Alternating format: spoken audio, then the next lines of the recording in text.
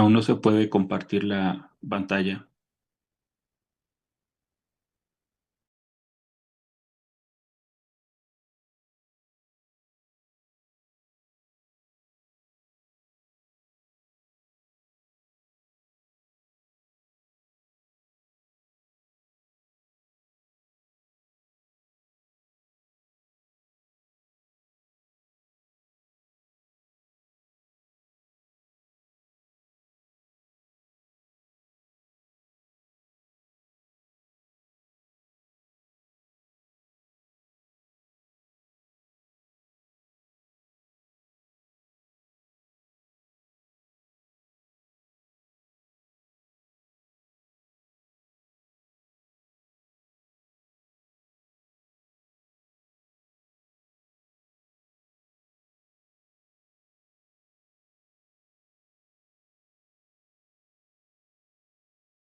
Exteriores y la principal es en el centro de convenciones alegre por cualquier situación.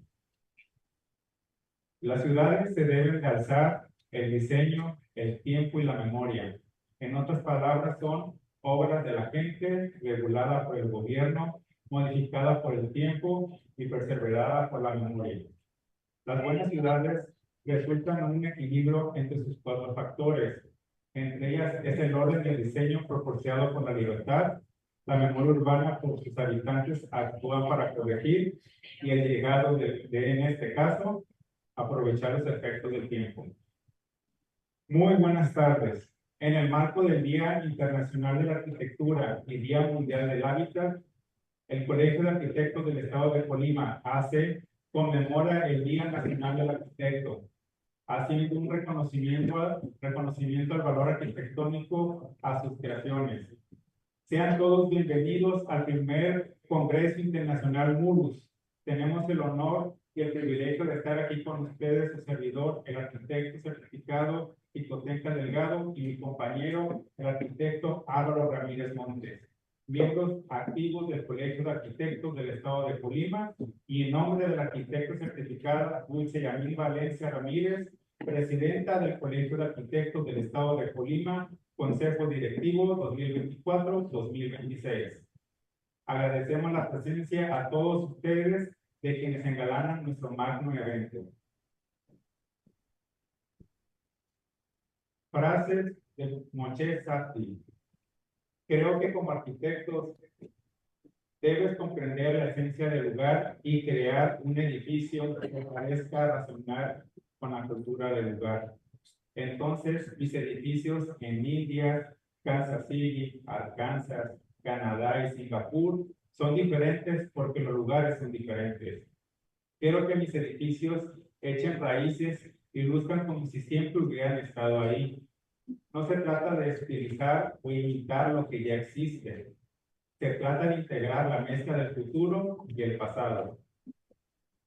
No creo tener un estilo característico que diga, este es Safdie.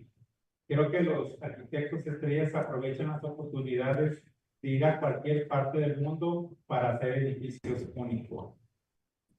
Memorias del arquitecto israelí Moshe Safdie, nacido en 1968, fue alumno del célebre Jaron Lubin desde 1964.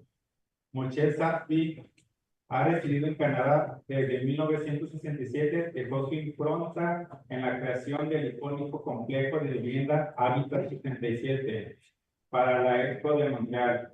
Esta obra muestra y consta de 158 módulos angulosos y prefabricados que se entrelazan y apilan y sirven como balcones para los residentes y ventanas de distintos tamaños, algunas de ellas ubicadas en las esquinas.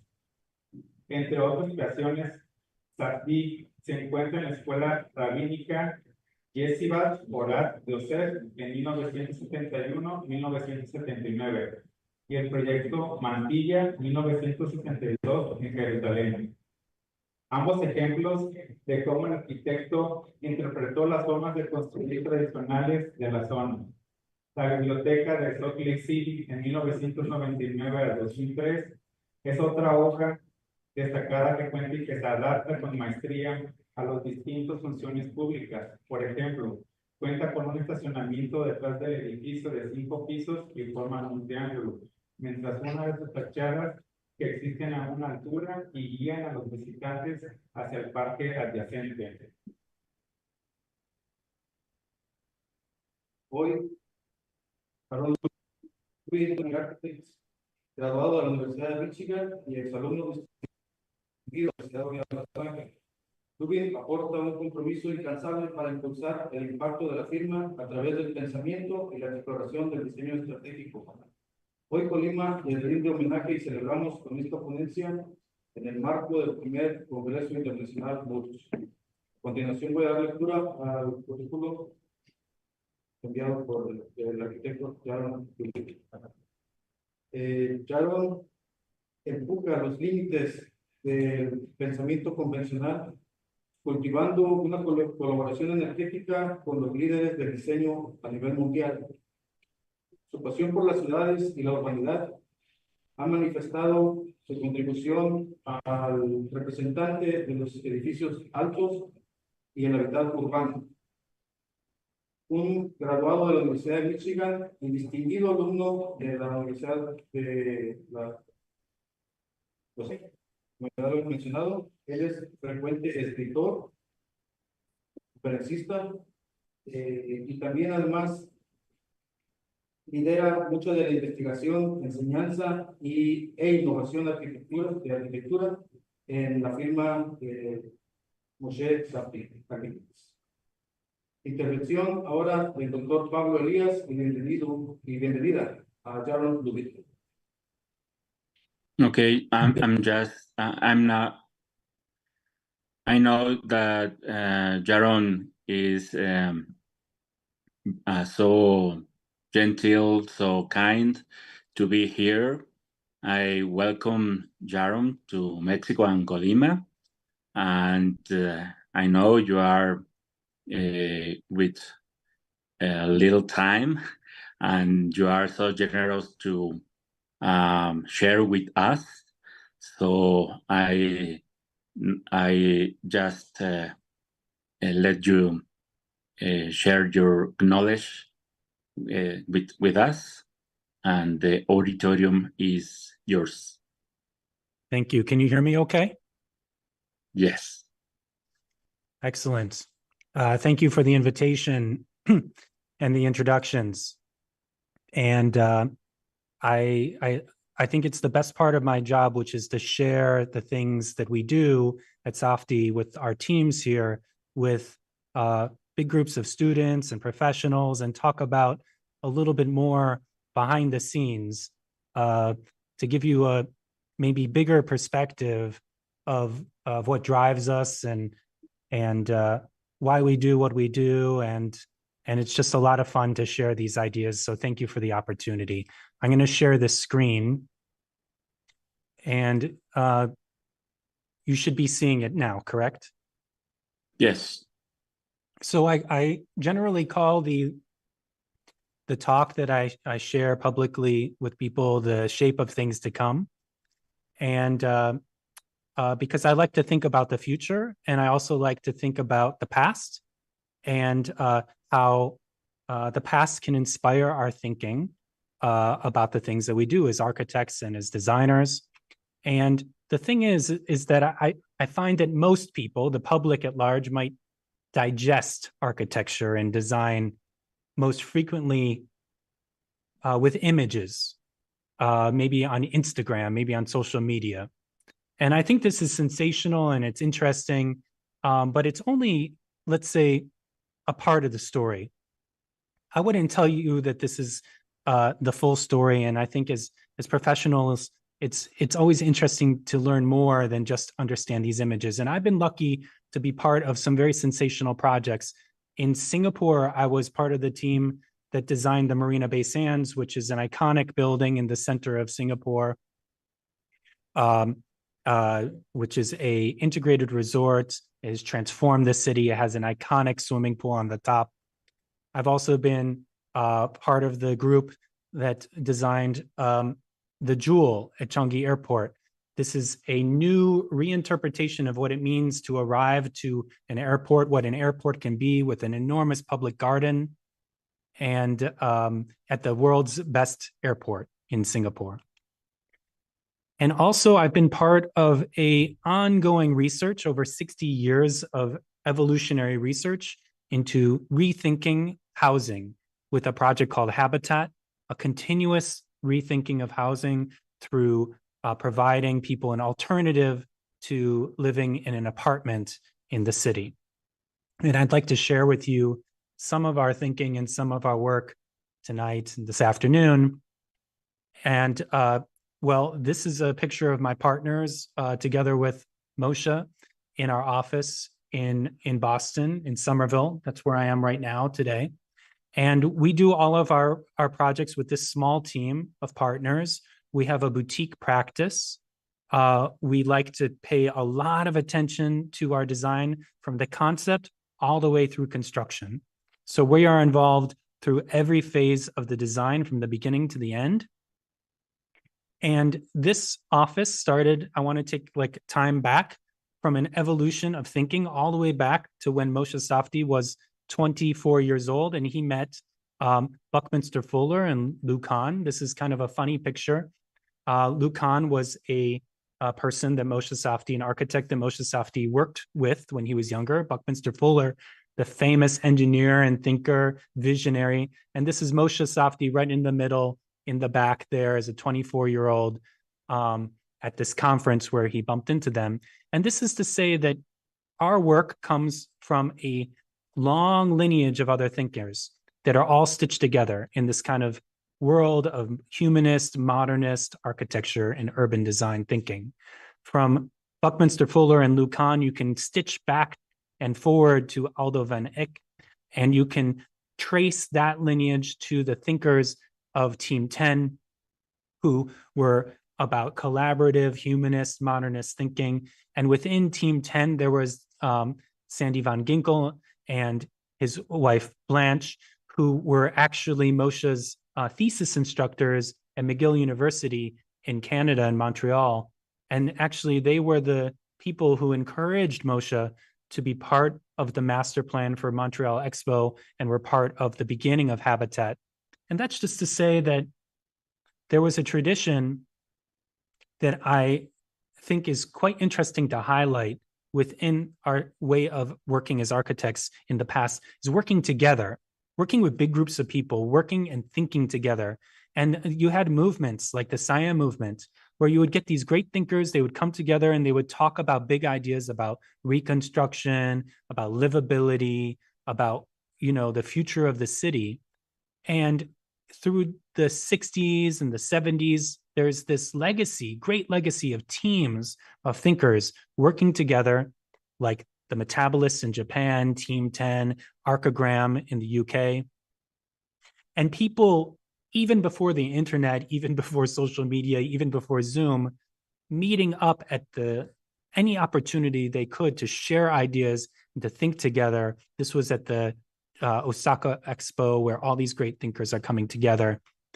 And so there was a really interesting thing that I've observed about the lineage and what I've learned working with Moshe Safdie of working together, working collaboratively, working in groups. And another thing that we recognize as a practice is that you have to think big. Buckminster Fuller proposed a dome to satisfy, it's ridiculous, but a 2-mile diameter dome over Manhattan. Yonah Friedman proposed an elevated city to enhance the livability and to build another framework above. These are big ideas, but they come from social cues. They come from urban issues of living in dense urban environments and finding a place and a path towards solving for these issues. You have Paul Rudolph, who's thinking about this mega spine structure with, you know, basically a precursor to, you know, many circulation and transportation ideas that we're seeing today, with high density housing and office and mixed use growing from it. This is like a crazy version of the High Line, if you would.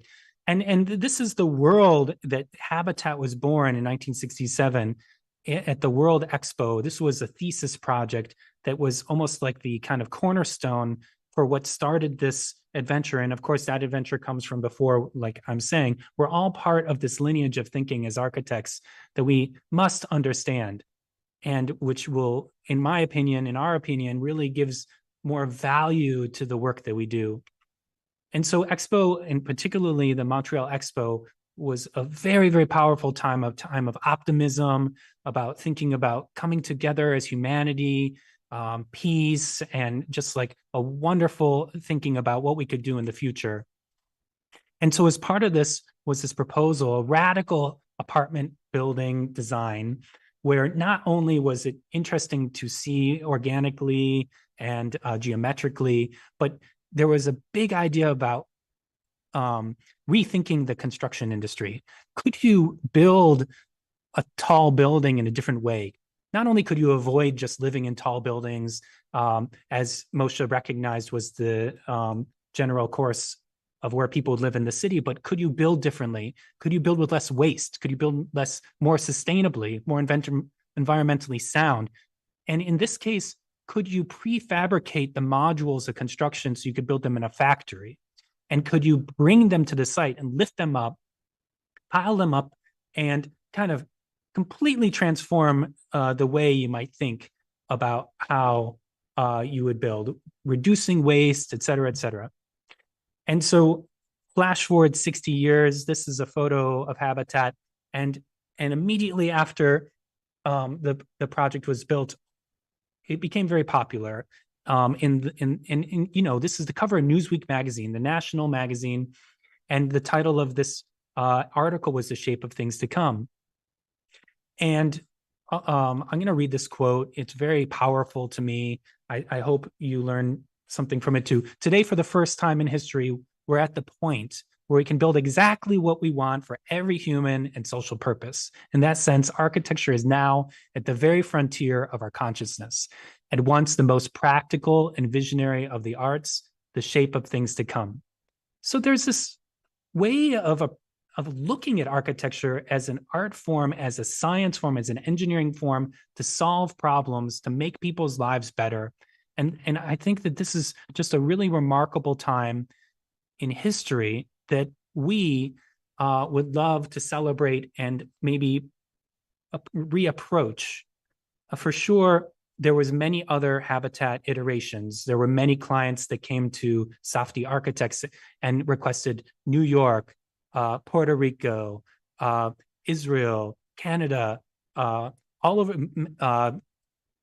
Did Mexico come? I'm not sure, but there were many different iterations.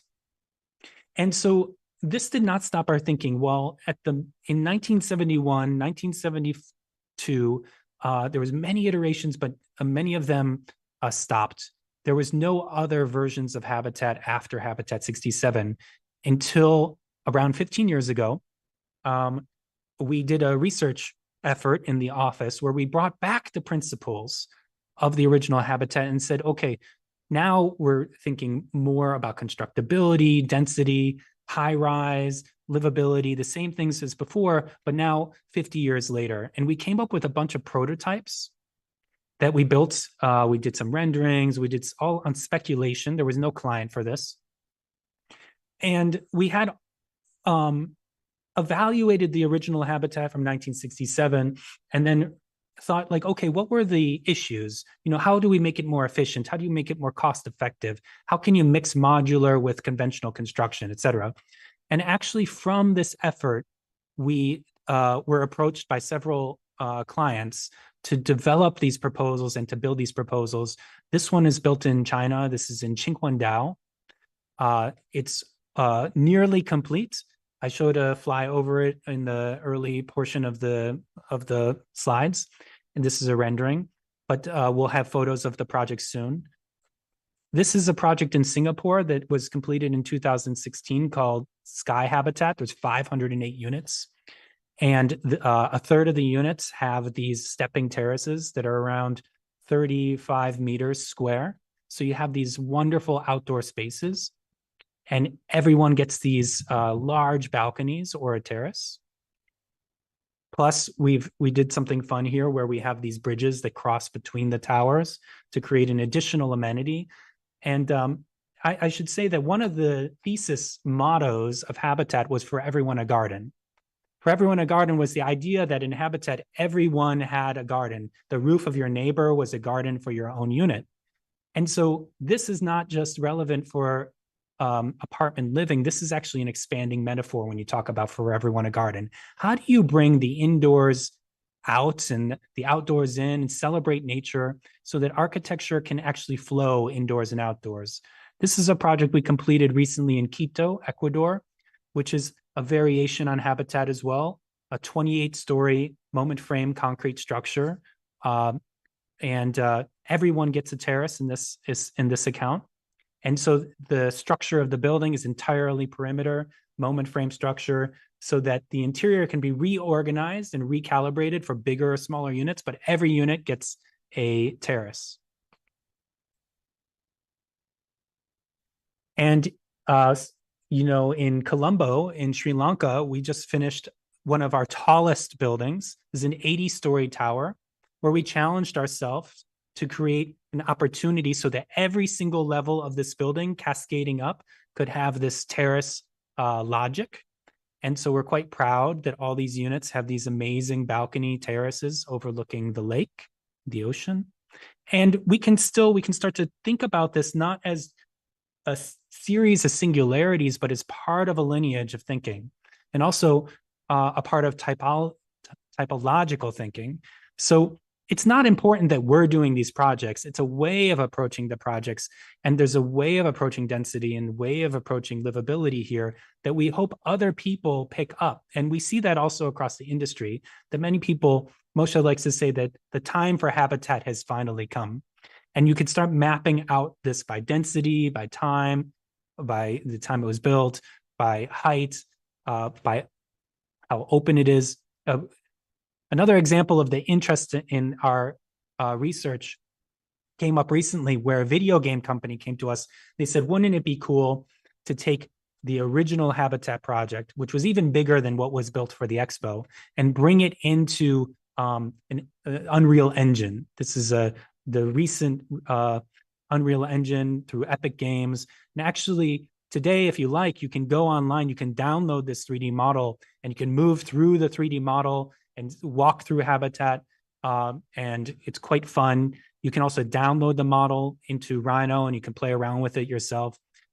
So this is given over free for the public to explore, to learn about architecture, and we were quite excited to play around using this medium. Aside from housing, I want to talk about our other work. We are completely fascinated with the city and making the city livable. And whether you're in Sao Paulo, or whether you're in the Middle East, or whether you're in Asia, or you're in Mexico, there are cities growing extremely fast, and we would say almost out of control. There are a lot of issues with the way that cities grow today. I would say that it's challenging to control the pace. And one of the places where we're working with great success is in Singapore.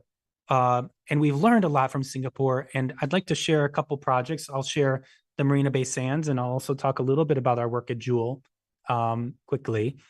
And first with Marina Bay Sands, the entire left hand of this image used to be reclaimed. This was ocean.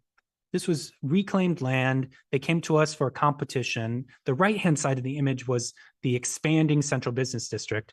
And we worked with our client, the Las Vegas Sands, and also with the Singapore Urban Redevelopment Authority to develop this project. But it didn't start with, sketches of like iconic shapes. It started with the principles of the urban design that were guided from the Singapore Regulatory Commission. And these principles are all about making the quality of life in subtropical Singapore very nice. This is their primary shopping street, Orchard Road. This is a master plan that's republished every couple years and shared with everyone publicly in the newspaper, talking about how they're going to develop and what they're going to develop and how it's going to benefit people. And one of the interesting things about working in Singapore within this very sophisticated place, which is in total alignment with our principles of what we think we need to do as architects to make, better cities, better places.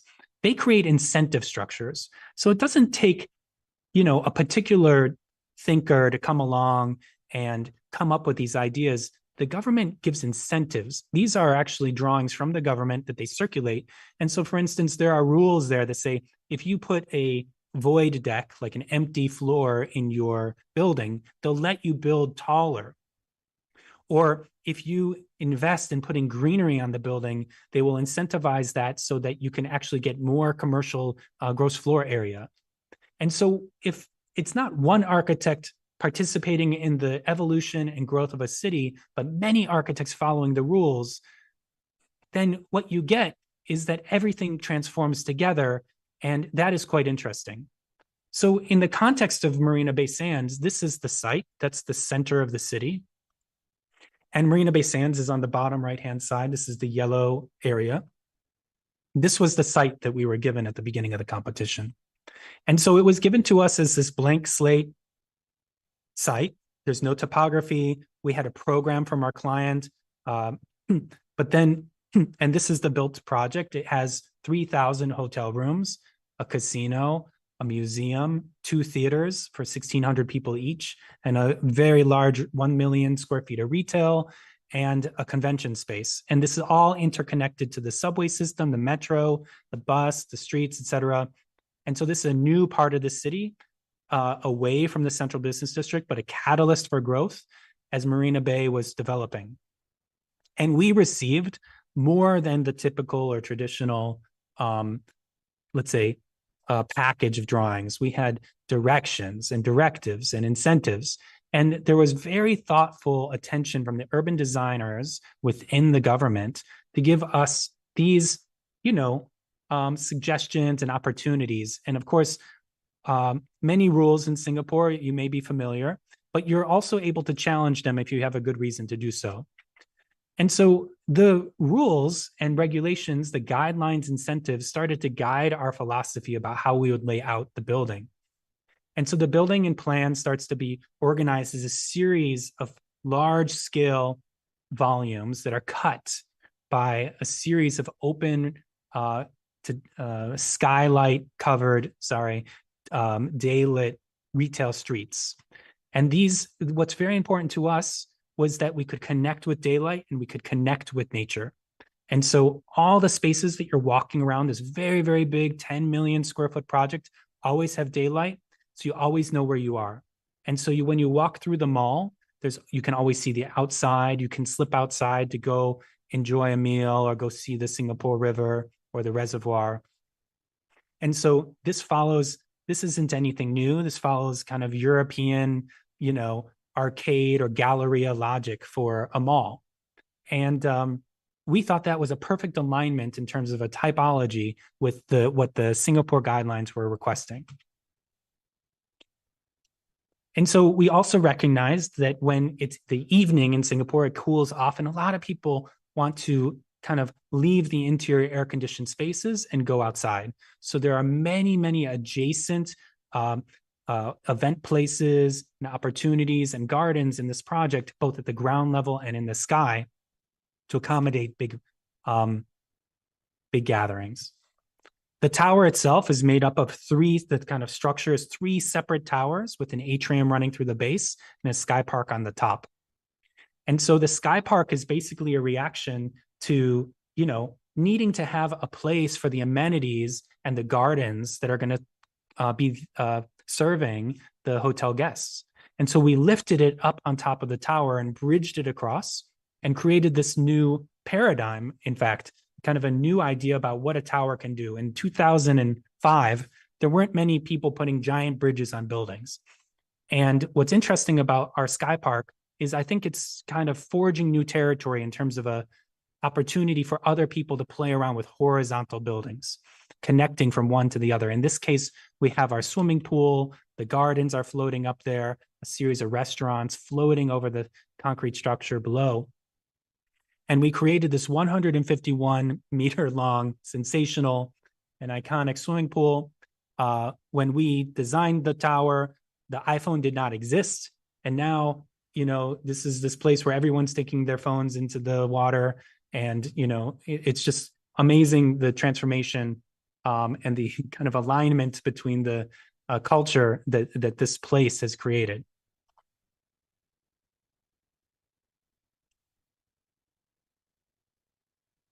And so we're also excited that this idea of a bridge, whether it's by our office or by another architecture firm or another designer, it's expanded into becoming part of the kind of component parts of the city.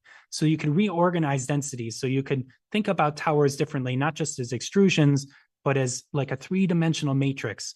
And what's interesting is that you can also think about a tower and how it behaves, not just how tall it is, but maybe, how much open space it has, or, how connected it is. And this is a new world for us over the last 10 years alone in understanding what a tall building can do in the city.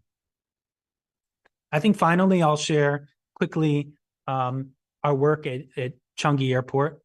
Changi Airport has received the award for the best airport many years in a row. It's known as a sensationally clean place. It's a wonderful, and we were given this opportunity to come to town to design a mall at the center of the airport. That was the ask. And so Changi already has a lot of retail, but also has this weird condition where people love their airport so much they go and they have wedding pictures there. And it's so unusual.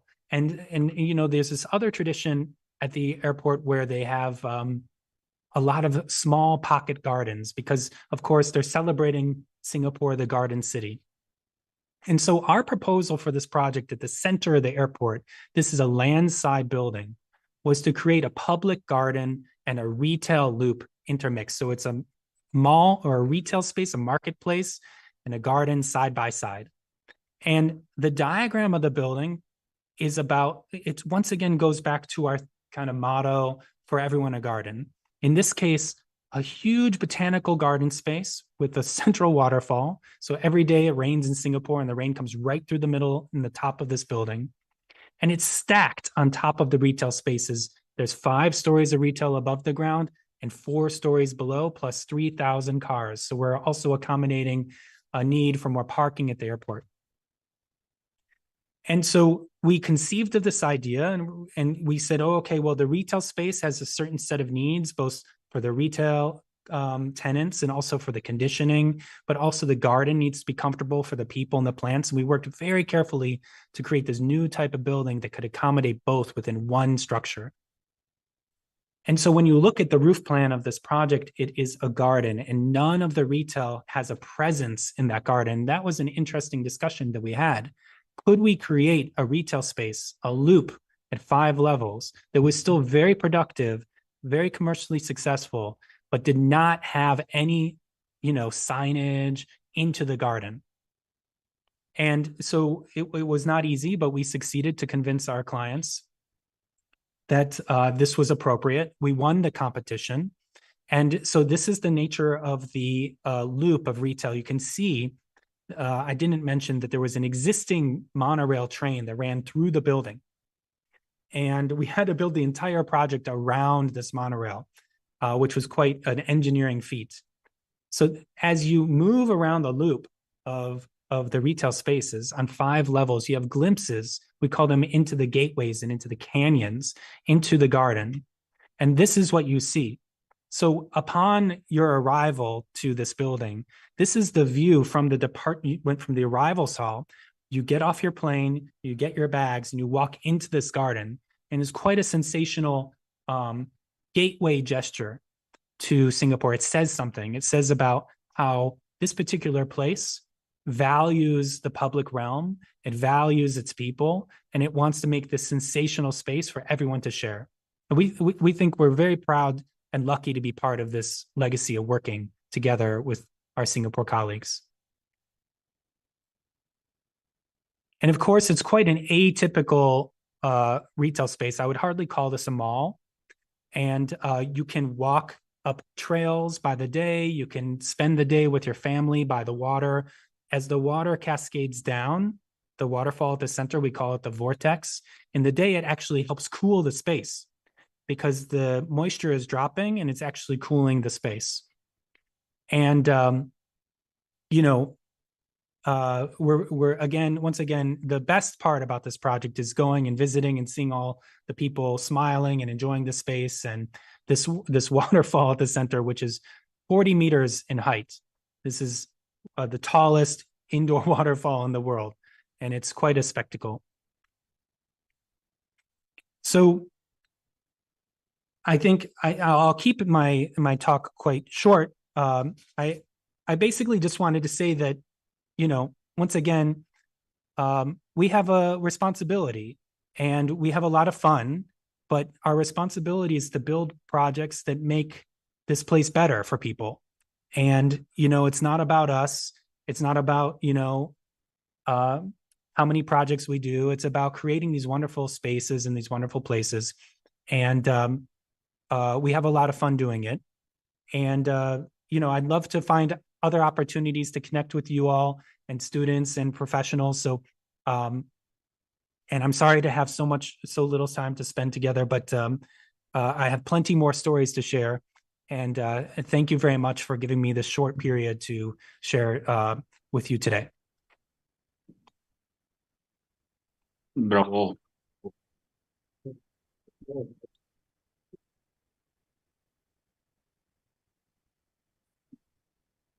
Yo quisiera agradecer, si me permite, arquitecto.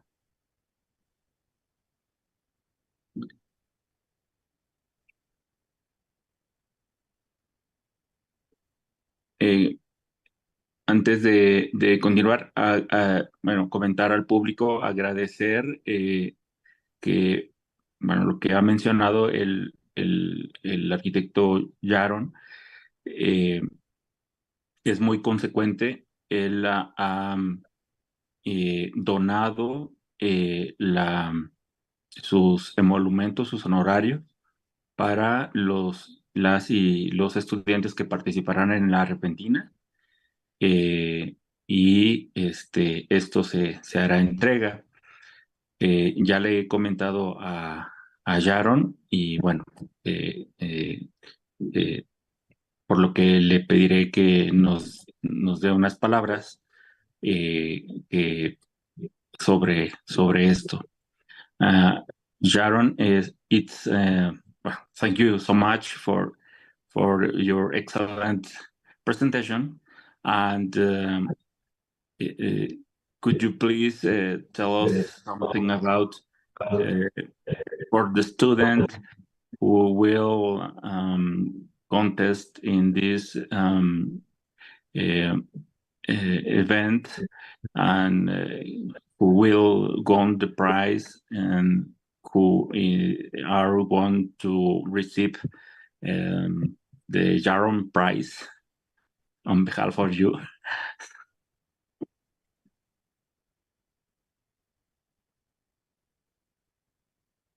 Well, it's my pleasure, and so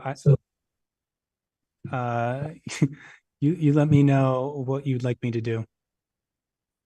I don't know, but it's for the students. Well, I would just say I'm happy to provide a small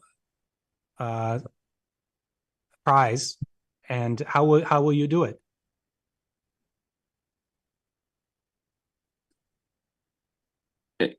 They want to contest in a kind of a charrette, you know? Yeah.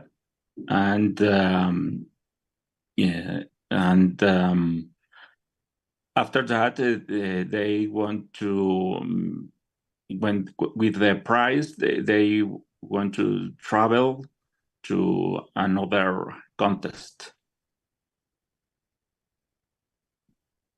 Excellent.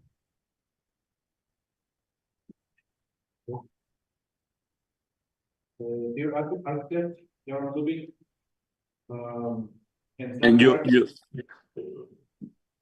hear me? Yeah, Jaron, you can tell us about your time. How are your time? Oh, as far as time, I can take some questions, maybe like 10 minutes. Okay. Arquitecto Álvaro, unas preguntas. Pregunta, sí, claro.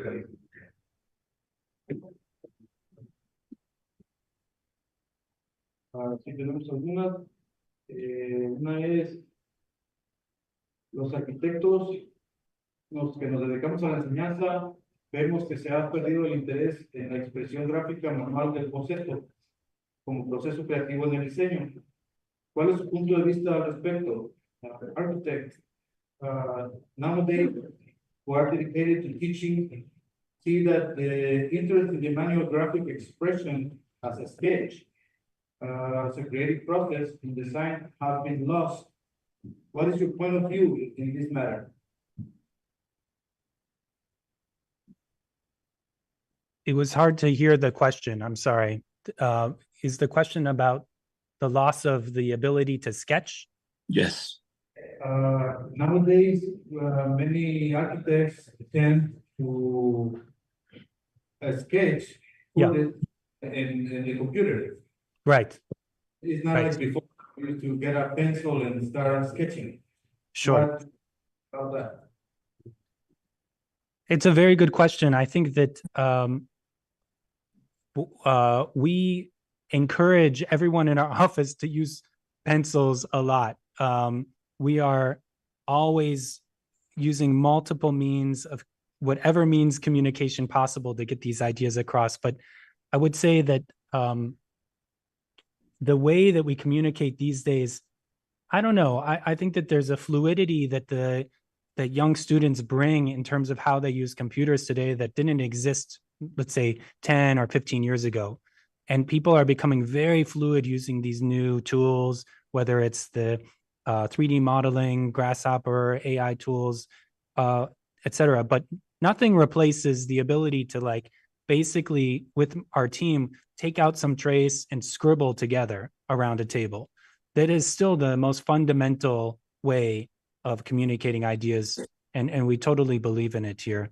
It's something that I think is fundamental. We do that with our clients. We always bring paper to our meetings and we're constantly sketching together.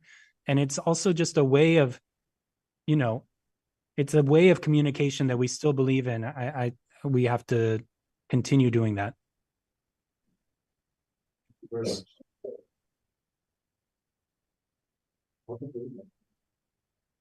Another question would be,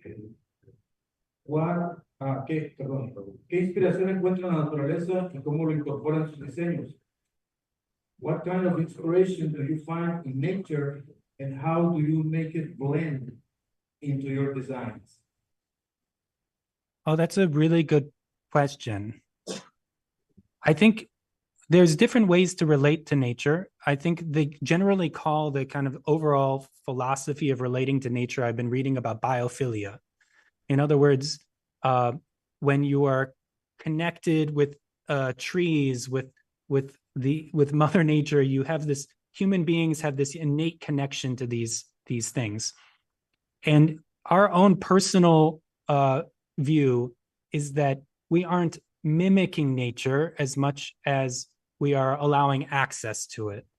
And we think it's as simple as creating opportunities within buildings that are often closed to be more open, or to have a workplace side by side with a garden would be much nicer than sitting in a really huge, office space with no daylight.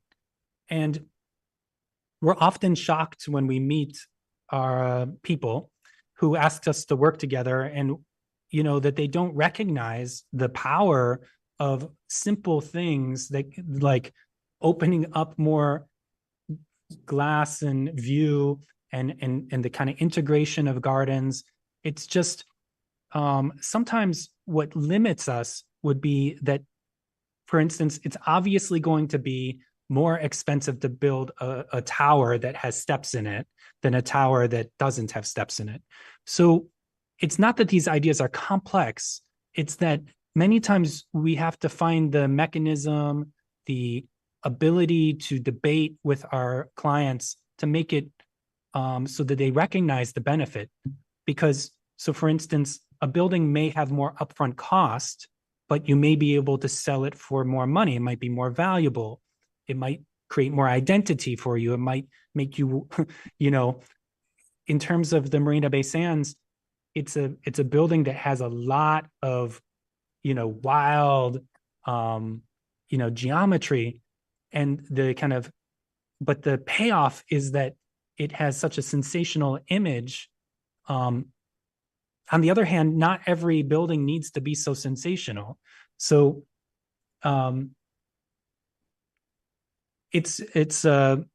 we love finding ways to extend the metaphor of For Everyone a Garden. We love finding ways to, even at the smallest scale, to try to convince our clients that it's worth it. And we find that that becomes the art form in many cases. Like, how do you convince somebody that it's worth it? And, you know, we're generally drawn to clients who are open to these discussions. Okay, thank you very much. Next question, please. ¿Cómo integra la sostenibilidad y el respeto al entorno en sus proyectos arquitectónicos? How do you merge sustainability and respect for the environment in your architectural projects? How do you learn these things? How do you merge? Integrate. Oh, well, okay. Well, first of all, yes, it's a very good question. These drawings that I shared tonight or this afternoon, they are not solely developed by our team. We have a group of consultants that we work with over time that have become like family. And our own practice is only around 60 architects. We're very a fairly small firm, but we partner with engineers, landscape architects, and environmental specialists, and we develop the designs from the very first sketches together. So within the first week of drawing an idea and communicating with a client, we're already on the phone with the engineers, we're already on the phone with the landscape architects, we're already on the phone with our environmental specialists and scientists, and we recombine different groups based on need. So for a tall tower, we'll bring together a group of people that will start thinking about this very early. There might be a different kind of combination of people for an airport project. And so it's, as you could see, we're great believers in those early photos that I shared, that it takes groups working together, the right groups of people, to be able to integrate these ideas. And integrating these ideas from the get-go is very important.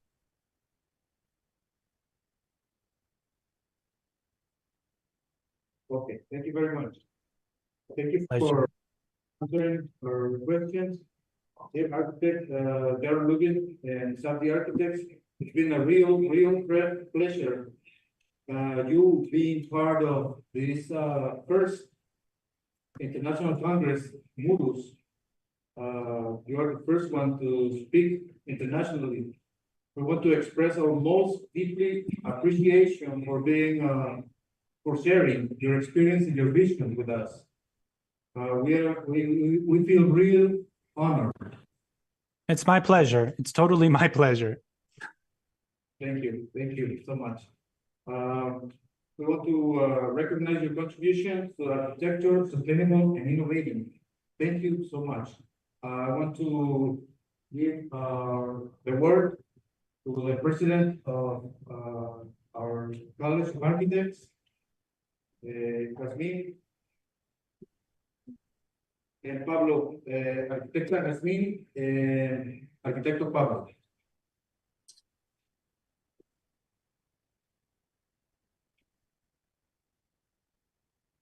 Thank you, Jaron, for his amazing presentation and your support to the students. The young people are very happy for your donation. Thank you, Dr. Pablo.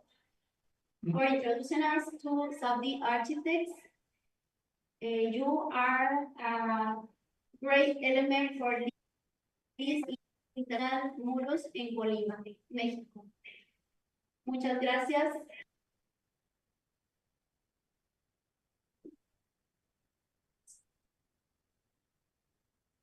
Gracias, arquitecto.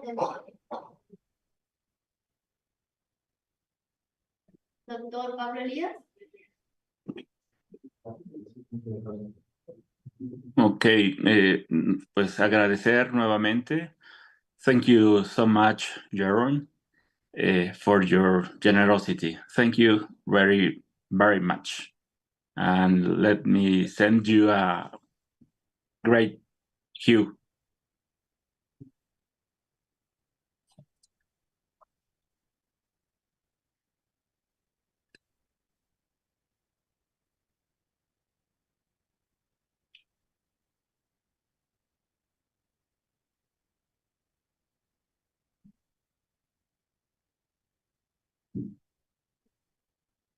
A continuación, ¿me escuchan? Sí.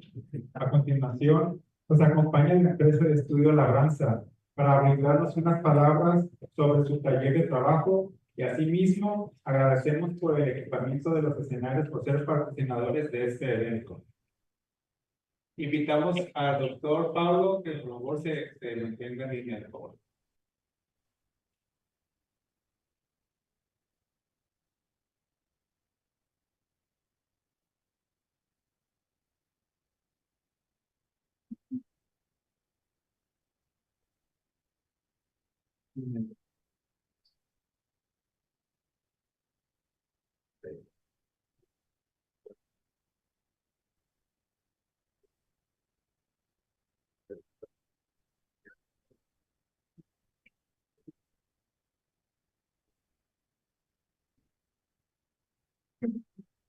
Hola, buenas tardes. Mi nombre es Corina y con José Luis, que desafortunadamente no tuvimos alcanzar a llegar a usted.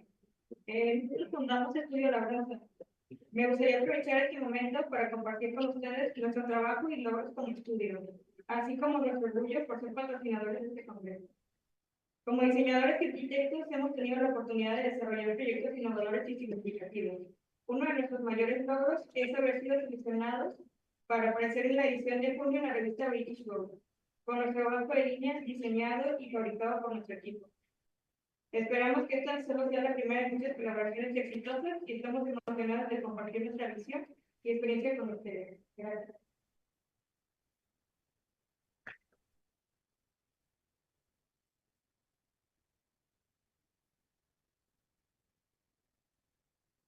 Asimismo, expresamos un profundo agradecimiento a nuestros patrocinadores por su generosidad y apoyo incondicional